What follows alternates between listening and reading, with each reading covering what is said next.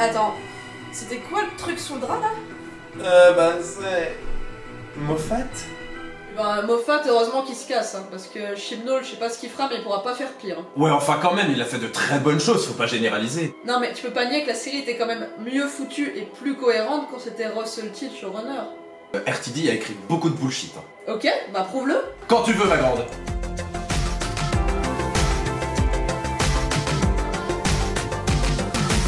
Les méchants façon Power Ranger. Loin de moi l'idée de vouloir défoncer gratuitement RTD, il a fait de très bonnes choses, mais il fallait quand même avoir de la patience des fois. Certains monstres étaient dignes d'un Power Rangers. Je parle visuellement comme au niveau des jeux d'acteurs. Je ne parlerai pas des Silizines pour ne pas tirer sur une ambulance déjà en feu, mais regardez le look des Jodun. Et les Sycorax dont le background se définit par méchant vouloir tuer gentil. Même les classiques faisaient plus subtil. Et enfin, ma préférée, Ragnos. La subtilité du jeu de cette actrice n'a d'égal que celui de Rita Repulsa dans Power Rangers. Sous Moffat, on a quand même, excusez-moi, des anges pleureurs, des silences ou les monstres. Ça a une autre gueule quand même. Le docteur va mourir. Mais en fait non. La mort est une véritable obsession chez Steven Moffat. Dans à peu près toutes les saisons, on nous prophétise la mort du docteur, que ce soit avec le Pandorica, la scène sur la plage dans la saison 6, ou encore sa tombe à Trenzalore dans la saison 7. Non seulement c'est légèrement redondant, mais ça se termine systématiquement en pétard mouillé, le spectateur se doutant que le docteur va trouver l'astuce de dernière minute pour s'en sortir. La palme revient sans aucun doute à The Wedding of River Song. En fait, j'étais dans le robot, mais... La résurrection façon Genki-dama du docteur dans la saison 3. Ok, on attaque l'éthique d'écriture. Moffat n'est pas parfait, et certaines fins de saison sont moisies, tu as raison. Mais sous RTD, c'était pas plus brillant. Prenons la fin de la saison 3. Très bonne histoire, hein, mais la résolution est quand même bien fuckée. Quoi? Le docteur est devenu un vieux truc sans énergie entre le fœtus et un vieux en voie de décès? Pas de problème, on n'a qu'à prier le docteur et il absorbera toute cette énergie pour redevenir lui-même. Alors déjà, c'est complètement con et ça sort de nulle part, mais en plus ça fait vraiment Deus Ex Machina. On critique beaucoup Moffat car il en abuserait. Moi j'ai dit que RTD a bien créé cette tradition en usant et abusant de ses fins sortant de nulle part. Alors, arrêtez de reprocher à Moffat ce que vous excusez chez son prédécesseur. Oublie, t'as mis ta mère. Un des points qui m'énerve le plus chez Moffat, c'est sa gestion désastreuse des voyages dans le temps. C'est un peu compliqué à expliquer, mais en gros, vous avez deux écoles pour écrire les voyages dans le temps. D'abord, il y a l'école Retour vers le futur, où toute modification que vous apportez dans le passé a des conséquences directes sur le futur, et où vous créez en quelque sorte une nouvelle réalité, où votre mère est mariée à Vishtanen, et où le doc repose ses pieds sous terre. Et puis il y a l'école Harry Potter et le prisonnier d'Azkaban, dans laquelle Harry sait exactement quoi faire quand il retourne dans le passé, car il s'est lui-même observé en train de le faire. Il n'y a qu'une seule réalité et pas de modification possible. Vous voyez la logique? Oui, et bien maintenant vous l'oubliez parce que Moffat il en a rien à foutre. Ainsi, dans Blink, on va avoir une logique à la Harry Potter avec une seule et même réalité, alors que dans A Christmas Carol, le docteur modifie en direct le passé du simili Scrooge, créant ainsi un nouveau futur pour lui. Mais bon, on justifie tout ça en mettant cela sur le coup des paradoxes temporels, alors ça passe ma bonne dame. Rose qui absorbe le cœur du Tardis. Et allez, encore un Deus Ex Machina, point de scénario qui pop de façon random. Donc Rose peut absorber le cœur du Tardis, ce qui lui donne la force de désintégrer totalement les Daleks. Mais ça sort d'où enfin? Et ça la tue parce que... fallait bien trouver une porte de sortie pour Eccleston, j'imagine. Encore une fois, ça prouve juste que RTD n'avait aucune bonne idée pour conclure des fins de saison. Je ne veux pas plus m'appesantir sur le sujet, mais regardez la réalité en face. Les fins de saison de RTD ne sont pas meilleures que celles de Moffat. Et non, ce n'était pas toujours mieux écrit et mieux foutu sous RTD. Lui aussi avait son lot de gros bullshit qui n'avait absolument aucun sens et qui sortait nulle part. Rose qui gomme l'énergie du Tardis pour faire disparaître d'un claquement de doigts une armée entière de Daleks, ça vaut au moins le docteur se cachant dans un robot pour tromper la mort, non? Les points fixes. En parlant d'éléments sortis de nulle part pour faire avancer l'intrigue, parlons de cette belle invention de Moffat, les points fixes. En effet, le docteur a le pouvoir de voyager dans le temps et donc de modifier le passé. Dans la série classique, lorsque le docteur se permettait de changer le cours de l'histoire, il se faisait juger par ses pairs, les autres seigneurs du temps, dont le rôle est de faire en sorte que le temps suive son cours normal. Mais dans la nouvelle série, la race des seigneurs du temps est éteinte, et le docteur se retrouve seul et par conséquent libre de faire ce qu'il veut. Ou pas. En effet, pour éviter l'anarchie temporelle, Moffat a décrété qu'il existait des points fixes dans l'histoire humaine qui ne pouvaient absolument pas être modifiés. Pourquoi ces points-là précisément? Pourquoi le fait de partager la planète avec les Siluriens n'est-il pas un point fixe, mais la Seconde Guerre mondiale si? Et pourquoi River Song a-t-elle lieu de dérogation? On ne le saura jamais. C'est là et puis c'est tout. Les super pouvoir du docteur. Tu veux qu'on parle des trucs qui ont été posés là juste parce que le scénario en a besoin? Ok, et ben on va en parler alors. On va parler des pouvoirs que le docteur a juste quand le scénario en a besoin. Mais si, les épisodes de RTD en sont truffés. Nous pouvons parler de la montre qui permet au docteur de modifier tout son ADN, absolument tout son être pour devenir un être humain dans Human Nature. Mais admettons, au moins c'est un peu justifié par la présence d'un artefact. Ce qui n'est absolument pas le cas de la super faculté du docteur à effacer la mémoire des gens. Car lorsque le scénario a besoin que le docteur efface toute la mémoire de Donna, d'un coup, il n'a plus qu'à poser ses mains sur la tempe de sa compagne et il en a le pouvoir. Il ne l'a jamais fait avant en 29 saisons, il ne le fera plus jamais, à part en saison 10 dans The Pilot où Moffat essaye tant bien que mal de donner un peu de sens à l'invention saugrenue de son pote. Allez les gars, si vous trouvez que cette faculté qui sort de nulle part est légitime, que je ne vous entende plus gueuler que le docteur qui se régénère en femme est quelque chose d'illogique. Les morts qui n'en sont pas. Je vous ai dit que Moffat avait un souci avec la mort? Non, parce que franchement, mourir sous l'ère Moffat, c'est un processus très relatif. Prenez River, qui meurt dès sa première apparition dans la série pour finalement être enregistré sur une disquette au dernier moment et continuer sa vie dans un monde virtuel. Prenez Danny, qui est renversé par une voiture, puis revient en Cyberman, puis se voit offrir un portail qui lui permettrait de rejoindre le monde des vivants, mais préfère de la jouer Amnesty International et ressusciter un gamin. Et prenez enfin Clara, qui après avoir été fauchée par le corbeau et enlevée au moment fatidique par le docteur, et décide d'aller faire son propre spin-off avec sa copine Arya Stark avant de retourner mourir quand l'envie lui en prendra. Non, vraiment, la mort, ce n'est quand même plus ce que c'était. C'est dommage, du coup on est moins investi dans le sort des personnages. Father's Day. Juste Father's Day. Eh bien, parlons de la mort alors, parce que sous RTD, c'était pas plus glorieux.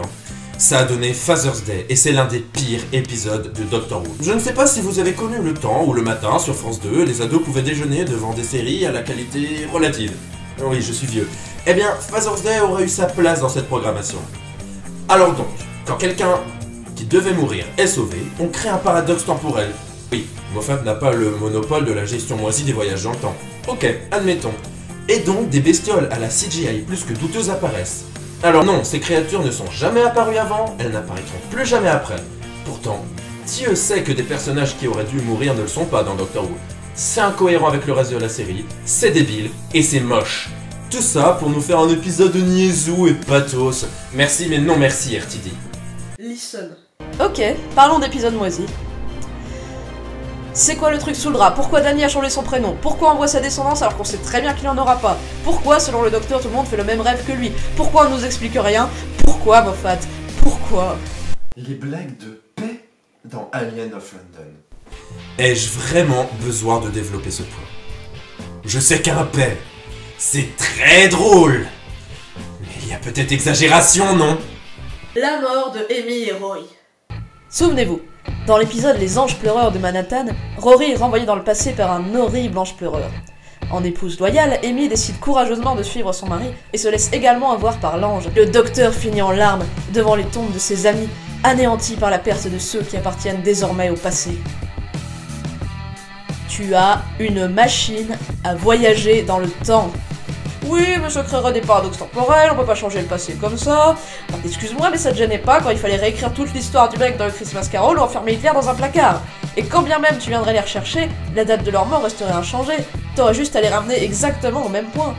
Avoue-le, t'en avais juste marre de te coltiner la diva Amy Pond et son sale caractère. Le deuxième docteur qui se régénère en lui-même. Alors on reproche à Moffat d'avoir foutu le bordel dans la timeline des docteurs avec l'ajout du War Doctor. Mais il ne faut pas oublier que c'est quand même RTD qui a commencé avec Ten qui se régénère en lui-même. Pour 5 pauvres épisodes.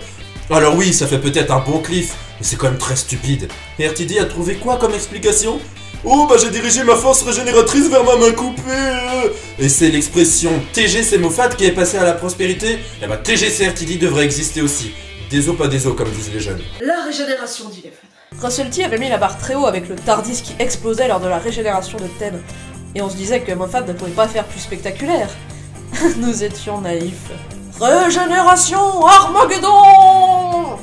Oubliez le temps où on se régénérait pépouze sur le sol de son TARDIS. La régénération est maintenant une arme de destruction massive, permettant de détruire les vaisseaux ennemis par centaines.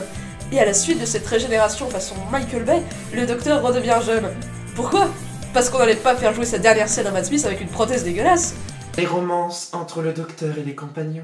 Ah, notre bon RTD est un gros romantique. Il est obligé de foutre des romances partout. C'est bien simple. Quasi tous les compagnons qui ont monté dans le TARDIS pendant l'ère RTD sont impliqués dans une histoire d'amour avec le Docteur. Rose est amoureux de ce mystérieux alien et lui-même développe des sentiments au fur et à mesure des aventures. Mickey est un pauvre vieux qui est toujours amoureux de la nana mais qui n'a Dieu que pour le Docteur, un dindon de la farce quoi. Martha est un personnage qui a beaucoup de potentiel mais dont le rôle se résume à « Je suis tellement amoureuse de ce beau Docteur, pourquoi ne me voit-il pas ?» Donc elle trouvera en Mickey un lot de consolation. Même Jack semble être attiré par le Docteur. Finalement, RTD s'est rendu compte à la fin de son ère à quel point c'était lourd et pas nécessaire. C'est pour ça que Donna change totalement cette dynamique qui s'est installée. Merde, RTD est tellement obligé de foutre des romances partout qu'on sous-entend même dans School Reunion que Sarah Jane Smith est amoureuse du Docteur. À quel point c'est mal comprendre la relation entre elle et lui. Est-ce si difficile à comprendre? She's my best friend. L'âge du Docteur. Pourquoi est-ce que dans la saison 6, le Docteur vieillit de plusieurs centaines d'années et garde pourtant le même visage, alors que dans Time of the Doctor, le Docteur passe des centaines d'années à défendre Trenzalore, et à la fin, on le retrouve comme ça. Comment ça marche? Je pense que Moffat lui-même n'en a aucune idée. Bad Wolf. Si, Bad Wolf. Je sais que tout le monde aime bien cet arc narratif, que c'est trop cool Bad Wolf, et même moi je trouve ça sympathique, hein. Mais au final, pourquoi Bad Wolf? Pourquoi les Daleks se font appeler Bad Wolf? Pourquoi Rose est-elle le grand méchant loup? Bah on sait pas, ça pourrait se nommer Evil Chicken que ce serait la même chose. Mais Bad Wolf c'est trop cool, ça n'a aucune sorte de logique, mais ouais, ça se la joue badass. Bon allez, il y a l'espèce de truc du lac norvégien qui vient se greffer dessus au final. Je trouve que ça fait presque plus Kikou comme ça en fait. Et puis désolé, mais RTD balance toutes ses références à Bad Wolf avec une subtilité pachydermique. Osgood. Ah, Osgood, on aime. Osgood est une jeune femme qui fait son apparition dans l'épisode Day of the Doctor en tant que nouveau membre d'UNIT. Ce personnage pourrait être des plus sympathiques s'il n'était pas un énorme crachat à la gueule des fans, et en particulier des fans féminines. En effet, Osgood porte de grosses lunettes, est asthmatique au dernier degré, idolâtre le Docteur, porte les mêmes vêtements que lui, et balance des citations du Docteur à tout bout de champ. Le pire, c'est que je ne pense même pas que les intentions de Moffat étaient mauvaises avec ce personnage, mais le résultat est caricatural au possible et finalement assez méprisant. Heureusement que le personnage se rachètera plus tard dans The Zygon Invasion. Balancer des intrigues sans les résoudre. Alors, je ne sais pas vous, mais moi, j'aime bien quand les éléments d'une intrigue mènent à une conclusion. Avoir une conclusion, c'est satisfaisant, c'est plaisant, ça montre que le scénariste savait où il allait. RTD, lui, il pose des trucs, puis il les explique jamais trop quand il sait pas trop quoi faire avec. Ok, Jack est devenu immortel et peut vivre très longtemps, mais pourquoi devient-il une grosse tête dans un bocal?